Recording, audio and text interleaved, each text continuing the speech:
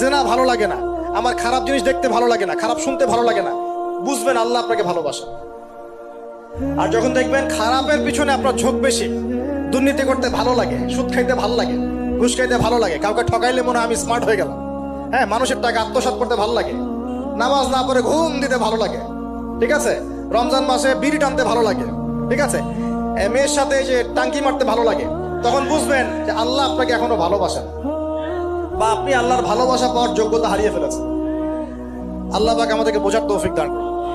এখন আসি, আল্লাহ পাক এবং তার রাসূল আমাদেরকে এমন কি কি কাজ বলেছেন যেই কাজগুলো করলে আমরা সরাসরি আল্লাহর ভালোবাসা পাবো ইনশাআল্লাহ।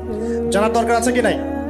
আমি অল্প কয়েকটা কাজ বলে শেষ করছি। এক নাম্বার, আল্লাহ এবং তার রাসূল আমাদেরকে জানিয়েছেন আমরা যদি তাওহীদের উপর থাকতে পারি, একত্ববাদ, লা ইলাহা ইল্লাল্লাহ, আল্লাহর ভালোবাসা পাবো ইনশাআল্লাহ। যে ব্যক্তি শিরকের পাপে লিপ্ত